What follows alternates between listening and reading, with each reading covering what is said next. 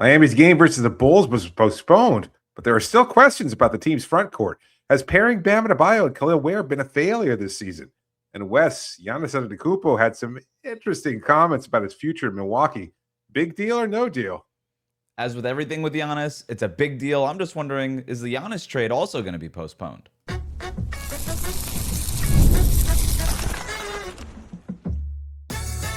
You are Locked On Heat, your daily Miami Heat podcast, part of the Locked On Podcast Network, your team every day.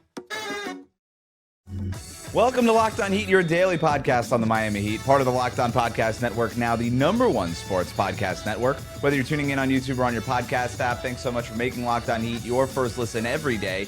Join the Cookie Gang, become an everydayer. That means subscribing, tuning in every day, Monday through Friday, and signing up for the Everydayer Club with the link in the show notes. Today's episode is brought to you by FanDuel. Before tip-off, check the FanDuel app and see what's dropping during NBA Happy Hour every Friday from 6 to 7:30 p.m. Eastern.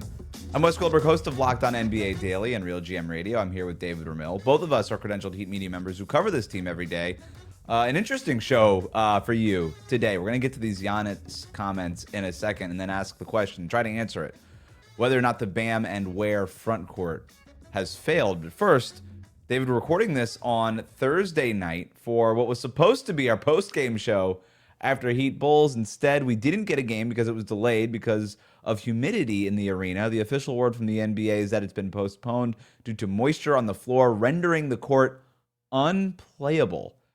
I spent most of the delay watching the Canes game. I know you're on game night tonight, so I'm sure you're bopping between maybe some Hurricanes football and some of the NBA games, but just... You don't really see games get postponed a lot in the NBA, but I guess this court was just too slippery to play on. Yeah, kind of strange. I've seen some comments online about the Bulls ownership, maybe trying to cut corners here every once in a while, and maybe that's why I guess. So it could be eliciting a somewhat negative response from Bulls fans because apparently the right source might be trying to save money and hence utilizing the facilities for both hockey and basketball. Right. The Blackhawks played last night for context. So and then they play tomorrow night. They play Friday night. For people, whenever you're listening to this, they play Friday night. So the ice is under the court. Like, you see this where the Panthers play, right? Like they don't have basketball games, but when there's a concert there, wherever they call BB&T, whatever it's called now, they just layer the stuff on top of the ice. That's kind of how it's done. So that's really funny though. I didn't see that because I think about years ago. What was that Dolphins game? Were they playing the Ravens? I forget, where the sprinklers came on in the middle of the game. Do you remember this? Like, a little bit about it. It's the sort of thing that does happen to poorly run organizations. It's like, yeah, of course the sprinklers came on in the middle of a Dolphins game. That sounds like a thing that would happen to the Dolphins. This woe-begone franchise that, by the way, just fired Mike McDaniel. Hopefully we're getting John Harbaugh. We'll see. It does feel like a thing that would happen to the Chicago Bulls. Like, the court is too slippery, Chicago. You couldn't figure out humidity. Congrats.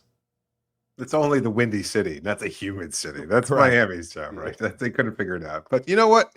In a way, I'm kind of looking at it as a gift horse because I think Miami just needs more time. I'm not sure when the game is going to be made up, and perhaps it could come and bite this team later on in the rear end. But for now, I think this team just needs to take a step back from where they were against the Minnesota Timberwolves earlier this week and try to figure things out because one of the things that just really stood out to me from that loss was how poorly prepared they were and how bad they looked in almost every aspect of the game. And so while I don't think Chicago is anywhere near at the same level as the Timberwolves, you just want to see something different from this organization, from this team. You want to see them kind of be much more engaged and play with something at stake. Like we talked about the early stretch of the season, and we've broken it down a number of times before. A lot of it was a new offense that caught a lot of people off guard, and that's totally fine. And I think Miami has responded as well as they could. They've had some nice wins against the Nuggets, albeit a shorthanded Nuggets team, against the Pistons, obviously. And it looked like they were trending upwards, but now with this weekend, lost to the Timberwolves on Saturday, a loss a couple days later after a win in against New Orleans, rather. And I just wonder what this team's identity is because I'm not sure that we've figured it out. It just seems like it kind of at first, when we saw from this team and their ability to score in bunches and the kind of urgency with which they played, they looked like they were much more keen on winning during the regular season, something that we haven't seen from this group in a long time. Like, they downplayed it. They've always said it wasn't that big a deal. And we knew that was never the case, really, that they do want to win during the regular season, but they never, I don't know that it felt like they were nearly as incentivized as to win as they were earlier in the season. And we saw that. Now they've kind of taken a step back. And so I just want to see this team approach every game as a must win, because I just think that's where they have to be. That's where their head has to be in order for them to be anywhere near successful and to avoid the play-in tournament. Because I don't know if this team is currently constructed is good enough to escape the play-in tournament. So their priority should be to be a 5th seed at the very least. If they can get higher than that, fine. And if not, but at the very least, somewhere around that vicinity. And maybe that's asking for too much, but I think this group is capable of it, and they just need to play in all aspects and be best as they can and throughout the rest of the season. Because whether it's players losing time to injury or the threat of the trade deadline or even the Terry Rozier contract kind of looming over everything, that doesn't matter. This group there's no excuse for this group. Like last year, you can point to the situation with Jimmy Butler kind of making everybody uncomfortable. That's not the case this season. This team did look engaged. It did look like they were working together. And now I don't know if I see that as much as I once did. Yeah, this is an area that you and I disagree, and we've talked about this a couple of different times since the Minnesota loss. I think your view is a lot more pessimistic than mine. Look, they've won, of their last 7 games, they've won all those games that weren't played against Minnesota. They're just a game and a half outside of the 6th seed right now. Like, this team is far away, I think, at least in terms of feeling and winning and production and results from that losing skid in December. So I think they are playing better basketball. I think they have recommitted to their identity. They're playing fast. They're playing up tempo. That Minnesota game just happens, right? Like those kind of games happen. Like, you want to see more urgency, and Spoelstra talked about it and all that kind of stuff. But yeah, you know what? In an 82 game season, you're going to have some stinkers. Sure. No team is like you just saw the Thunder lose to the Hornets, and then the Hornets lose to the Pacers tonight. So these things happen. So I'm not as I'm not as pessimistic about where the Heat are right now as you are, maybe, I guess. But you're also seeing like recent clips of Bam and Hero talking about how this team has way more joy than it did last year, and you like to hear that kind of stuff. So, but in terms of the pros and cons of this game getting delayed, I do think that there's something worth talking about there, because it does help to regroup, especially when you're on the road. That is, when you have a good coach like Erik Spoelstra and you have a roster that's getting healthier, right? Like, this was going to be one of the first times we saw essentially a fully healthy rotation in quite a long time for the Heat. So to stay healthy, to get healthy, and to have some time to really think about things, that could be beneficial. Now, on the con part of this, Chicago was hurt, right? Josh Giddey, who has been sort of a bugaboo for the Heat lately, was out for this game. And so, he's been in and out of stuff this season. So who knows if he'll play whenever this game gets rescheduled, but maybe he will play. And that could be a situation that the Heat need to deal with. In terms of when this game is going to be rescheduled, we should get some sort of announcement within the next few days. It's up to the NBA and the Heat and the Bulls to get together and figure out a day that works. The problem here is that you could just look at the schedule and be like, well, hey, both teams are in Chicago right now. Both teams are off tomorrow. Just play it tomorrow, right? The problem is, as we just discussed, the Bulls share their arena with a hockey team, and the hockey team plays on Friday night, so that's not an option. Not to mention that had you rescheduled on Friday, it would have been back to back to back 3 games in 3 days for the Heat, who play Indiana and OKC Saturday, Sunday. So that would not have been ideal for the Heat, right? That would have been a big con in all of this. So we'll see when this thing gets rescheduled. Ultimately, it will be inconvenient, right? It probably will result in a back-to-back for one, if not both of these teams, or like a 3 games in 4 days type of thing.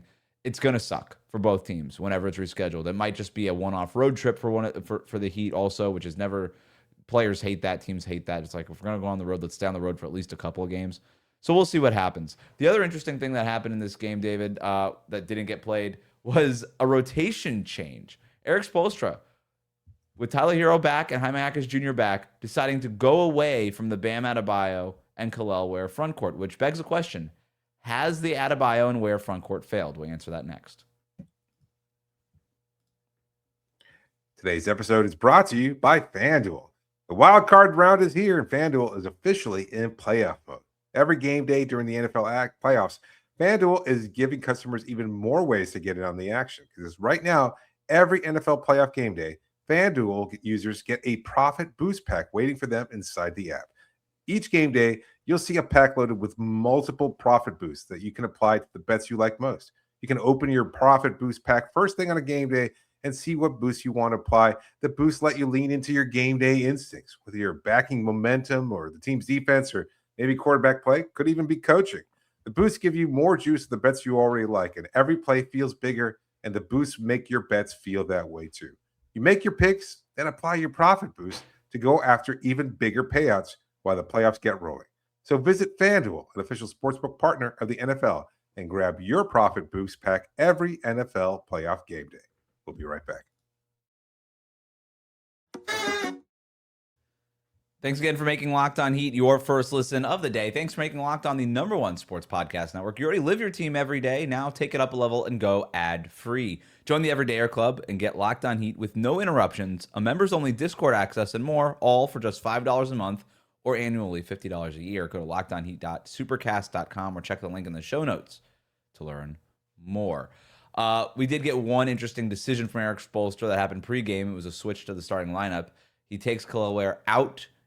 Back in is Tyler Hero after he played a couple games coming off the bench when he came back from injury. So the starters were going to be, for this game had it been played, Davion Mitchell, Tyler Hero, Norm Powell, Andrew Wiggins, and Bam Adebayo. That means Jaime Jaquez Jr. and Kel'el Ware were going to be coming off the bench. This was the first time that the Heat had Hero and Jaquez back available in the same game since December 9th.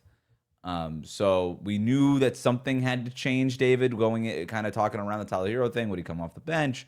What was going to be the case? I don't think you and I ever expected Tyler Hero to continue to come off the bench.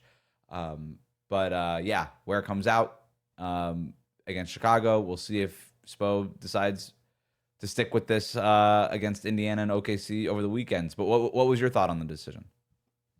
A little surprised. I thought they'd continue to go with the Hero off the bench for a little bit longer. I understand with Jaime, his return, that maybe you don't need that kind of bench production, but I still think you'd want to have Kel'el Ware out there as a starter because he's been mostly effective. He's had a couple of bad games and everything else like that, but I wonder why the decision was made to take him out because I don't feel like it's based on his play. And I know that Spoelstra tends to say that players won't lose their position or their spot in the rotation due to injury. But at some point, you also have to kind of just make the necessary adjustments. Like, I don't know. Wouldn't it have been better to stagger that front court rotation and to still bring Tyler and Jaime off the bench? Wouldn't that have worked as well? Like, you could still have a plus defender in either Bam or Kel'el Ware out there to pair with them rather than just putting Hero in that starting lineup and risk the defensive issues that come with his insertion into the lineup.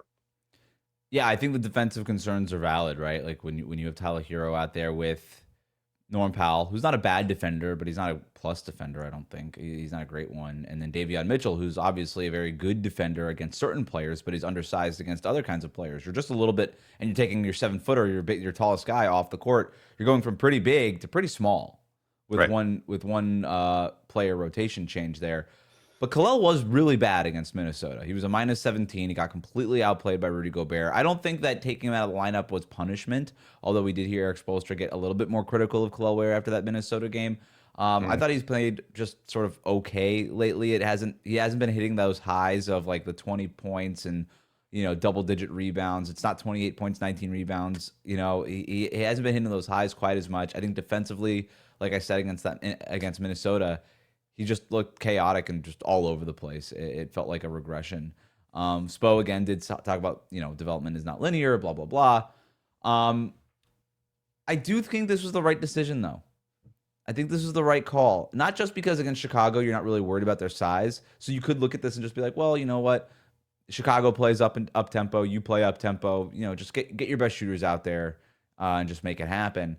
Indiana, OKC. With OKC down Hartenstein right now, they're just starting Chet Holmgren as their lone big. Indiana has nominal centers, but not centers that you're worried about, plus Pascal Siakam, who you are worried about. So you could have probably gotten away with just Bam in that matchup as well. So maybe they were looking ahead a little bit to that too. But look, I in terms of whether or not this Bam and Ware front court has failed, it hasn't worked. I think it's too early to call it a failure, but the Heat have been outscored with Bam and Ware on the court by 42 points in 266 minutes so far this season. It's not working. And here's, I think, the biggest thing here, David. We know how poorly Bam has played lately. He goes from shooting 54% without Kel'el Ware on the floor to 41% when he shares the floor with Kel'el Ware. When Bam and Ware are on the court, Bam essentially becomes a three-point shooter, which he's capable of hitting open threes, but Bam is not a three-point shooter. He needs to get to the rim. He needs space, and he needs to do that thing. I think this decision by Erik Spoelstra has less to do with Kel'el Ware struggling, even though he did struggle against Minnesota, but he hasn't been bad, has less to do with, I think it's less of a referendum on Kel'el, and it actually has more to do with Bam. Trying to get him going, trying to get him to lean in. Yeah, that makes sense. Put him in better positions. I think this offense is just, it's not done Bam any favors, and I think this was a change to try to help him out. Yeah, I guess when you see it from that perspective, that makes sense. But he always talks about, Spo does, trying to find the right combination of players and put their best five out there. And I don't know. I just not sure how Khalil's going to respond to the benching. And we saw him get benched, kind of embrace the role. Then he teetered a little bit. Then he came back strong when he was back in the starting lineup. And yes, now he's back to being a little shaky of late. So is it more about just his inconsistency rather than anything else? And maybe by leaving him in the starting lineup, you kind of give him the opportunity to keep playing through those moments. And I think you have to do the same thing with Bam. Like, Bam has to be able to figure out how to get to his spots also, not just rely on the three-point shot. I guess it's easier said than done with Ware out of the lineup, but at the same time, I think that's your best lineup, is having those two bigs out there, even though the numbers might not reflect it. Like, you want to be able to put those two players and find them, because Khalil can stretch the floor too, and I know he's also a consistent lob threat. So I don't know. The other weird stat, if I could throw another stat at you here, defensively, the Heat are worse when they have Bam and Ware out there together than they are when Bam is out there by himself, or when Kel'el is out there by himself. The Heat are better defensively when they just have Kel'el without Bam than when they have Kel'el and Bam, and they are downright elite when it's just Bam without Kel'el. So defensively, it actually serves them to split them up as well. So I'm looking at the numbers here. I'm looking at the returns, and we don't have a ton of minutes of Tyler Hero with anybody, right? Right. I do again, too early to call the Bam Ware front court a failure, but I do think, hey, we're 30 games plus into the season right now. That's a long time. And you got to start settling in on what your rotation is actually going to be. And maybe it always will end up being matchup based if this team is healthy. And Tyler Hero looks healthy, finally. But I think now is the time to actually get a pretty decent sample size of, okay, what does this actually look like with Mitchell, with Hero, with Powell, with Wiggs, and with Bam? This starting five that we kind of imagined for a long time, seen a little bit of, but not a lot of. Like, can we get this going for a sustained stretch and actually get some intel on it, get some information on it, get some data on it, so we can at least compare it to the Bam Ware lineups, right? Yeah, I'm just thinking, like, what if it just doesn't work? What if it doesn't continue to develop? And maybe which one, Bam Ware? Yeah, and based on their skill sets, like maybe that's not the right pairing. And if that's the case, can you afford to keep them on the roster, both of them on the roster, without starting Khalil? Because Bam's not going anywhere, and I think Khalil's path to continuing to be the best man probably includes him starting or remaining the starter. So if that's not the case, like, is it better to trade one or the other player? And maybe that's too big a question to answer based on just the 30-game sample size, but you have to wonder whether or not the pairing just isn't going to work. Looking ahead and seeing, based on their skill sets, like both of them like to stretch the floor, Khalil a better lob threat, etc. Bam kind of reduced to being more of an outside shooter because of Khalil's presence in a restricted area. So if those two can't figure it out, like what's the next level to get them to play their best version of their games? Is it Bam developing into an even better 3-point shooter? Is that the only way to unlock what he's capable of? He has to shoot near 40% in order for him to play alongside Kel'el, because otherwise I don't know how to get those two players. Yeah, it's a great question, right? Like, I do think it's too early to necessarily answer that question, but it is worth at least thinking about. I think there's ways around it. I think it's a combination of Bam and Ware are still learning together, and we've seen this across the NBA, and I know you've seen it too in different plays. Like, it takes a while for two bigs to figure out how to play together. It takes a while, right? It took Jarrett Allen and Evan Mobley a long time, and they're still sort of figuring out the kinks even now, even though they had a lot of success with it last year. You see it across the league. If one of those guys isn't just like a full-blown legit floor spacer, like a Karl Anthony Towns or something like that, just makes it easy on offense. But even they, like Minnesota with him and Gobert, had issues defensively. But I think it's partly that. I also wonder if there's different solutions in other spots of the lineup, right? Like Davion Mitchell not being a floor spacer either. So now it's Bam, Ware, and Mitchell. You're basically playing three non-floor spacers. And when I say floor spacers, I mean like they can obviously hit outside shots. It's whether or not defenses respect them enough to close out and to stick to them and create space for others. And nobody's sticking to Davion or Bam or Ware when they're beyond the arc, right? They'll just close out when they need to close out.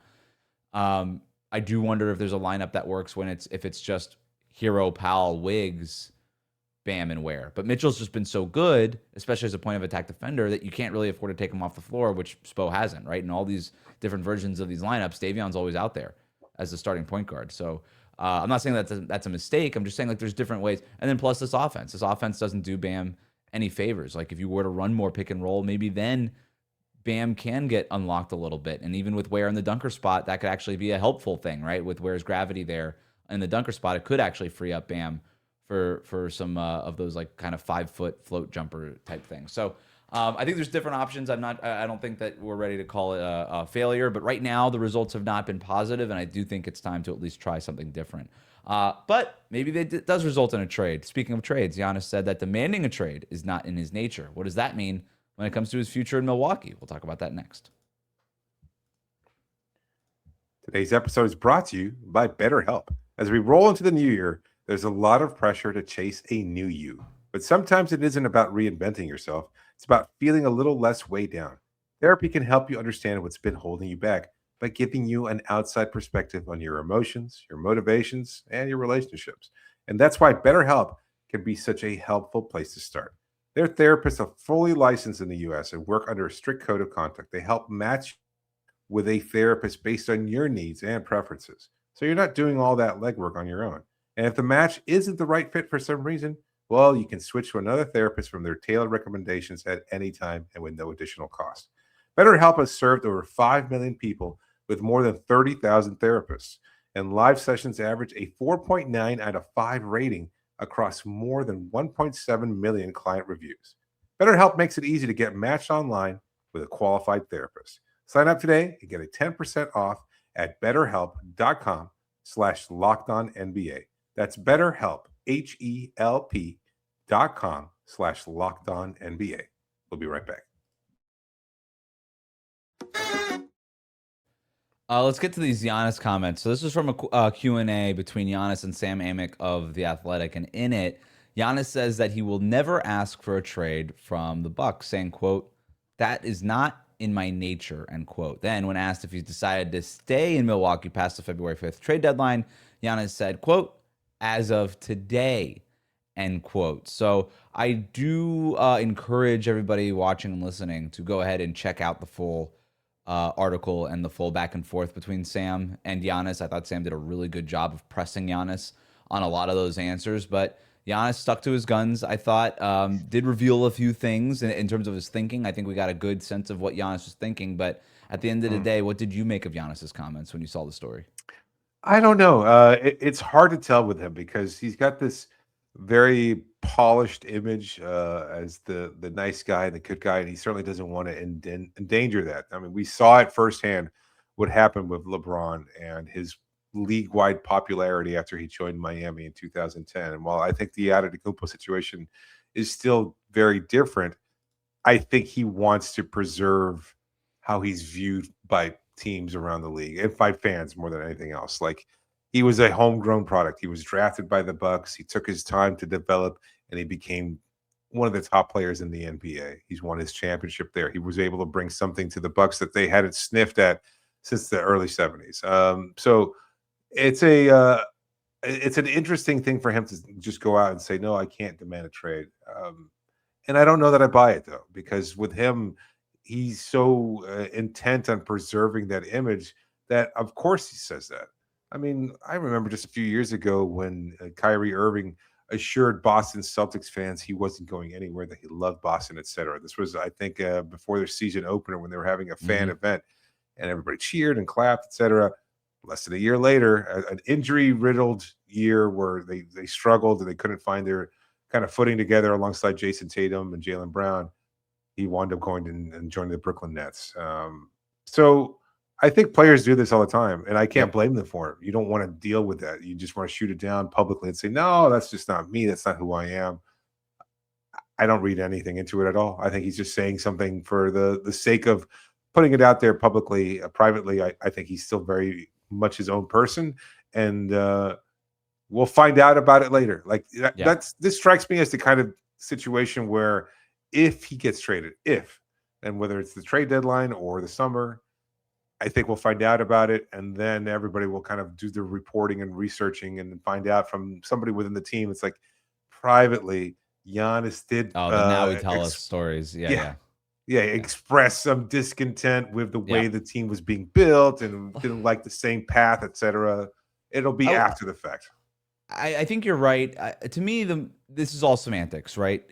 Giannis could say, "I'll never ask for a trade," but his agent can. You know, and I need the fine print there, you know, right? And I kind of think that that's sort of how he's hedging, right? He wants his cake and he wants to eat it too, right? Like he wants to. He's said multiple times, "I want to win above all else," and I think in a perfect world, Giannis could have won in Milwaukee multiple times, right? He obviously won the championship already, but they are not winning and they're far from it right now. But he can't do that. That's not going to happen. This Milwaukee Bucks roster does not have the means to get better in a way that gets Giannis back to the mountaintop. So he's going to have to make that decision. He's going to have to come to that conclusion, rather, that do I want to win or do I want to be a Milwaukee Buck? Because both of those things I used to be able to do at the same time. I'm going to get to the point where I can no longer do both things. I'm either going to be a Milwaukee Buck or I'm going to be in a position where I can potentially compete for a championship. And he's going to have to choose one or the other. Now, I also think that Giannis could be looking at the trade landscape right now and be like, I don't know that anywhere I go gives me that much better of a chance to go win a championship between now and the deadline to the point where I'm ready to rock my world in that way. So I'll wait until the summer. My impression is that this probably does not happen before the trade deadline. I do think that a Giannis trade will probably happen in the offseason when it's a little bit easier for other teams to get involved and for just Giannis flatly to get traded with the salary that he's making and all of these things. And not to do it. I do think also it matters. He doesn't want his jersey burned. He doesn't want Milwaukee Bucks fans to turn on him. I do think that matters quite a bit to him. I think it's a little overstated, but I think that matters a lot to him. It reminds me of Damian Lillard not wanting to be the bad guy when he left Portland. It reminds me of... The difference being that he won a championship in Milwaukee as opposed to what Dame did in Portland or what LeBron did. He did the thing. He did the thing, right? And that's why I said I think it's overstated. I think he can leave with his head held high and it would be fine. And I think Bucks fans, I listen to Locked On Bucks all the time talk about this, and they're like, we don't want it to happen. We certainly hope it doesn't happen, but we kind of get it if it does happen, right? Like they've kind of already come to that conclusion. Your point about the semantics and having his agent say it, I can almost picture like Giannis like drawing a face on his hand, like a puppet kind of thing, like with and going, I want to leave. Like, oh, I didn't say anything. That's him who said it, not me. Yeah, right. No, his agent can go to them and just say like, look, I think it's time for you guys and Giannis to move on, and the front office can say, all right, is Giannis asking to be traded? You know, right? And it was like, we didn't say that. We just think that maybe it's time to consider moving a separation here. And they're like, okay. So look, that's and the big part of that is that Giannis is up for the extension. Giannis could be a free agent in 2027. So like the writing's on the wall, right? It's like, hey, if you don't trade him, he has an option in 2027 to just go out and do it on his own. So what are you going to do about this? Because you have no resources and no means to rebuild post Giannis unless you trade Giannis. So eventually, I think Giannis's hope is that the Milwaukee Bucks front office comes to the conclusion when it's sort of similar to Trae Young, who different in that he wasn't offered the extension this summer by Atlanta, but the writing was on the wall as soon as that happened. If Giannis is presented with an extension and doesn't sign it for the first time this summer, we're going to know what's going to happen, and it's going to happen, I think, sooner rather than later, because the Bucks understand to maximize that return, they cannot wait any longer. You can argue that they should probably do it right now. But I also understand wanting to hold on to your franchise icon as long as possible. So I do get it from their perspective. So we'll see what happened. But at the end of the day, in terms of what I made from this Q&A, not much. I just think that not much has changed. I thought it was, again, very good reporting by Sam Amick. He asked the questions that needed to be asked and pressed when he needed to press. But Giannis held firm on his line of basically towing both sides of it. And that's what it's going to be. I don't think a trade happens before February 5th. But things change. Thanks for tuning in to Locked On Heat. We will be back on Monday with some brand new episodes. Make sure that you subscribe to Locked On Heat to get all the latest episodes. Follow Locked On Heat on Instagram, TikTok, and X. If you never miss an episode, the Everydayer Club is built for you. Get Locked On Heat ad-free, plus members-only Discord access and more. Head to lockedonheat.supercast.com to join the club. For those of you on video, we send you to the first ever 24/7 national NBA YouTube channel on audio. Make sure you make your second listen Locked On NBA Game Night and Locked On NBA Daily.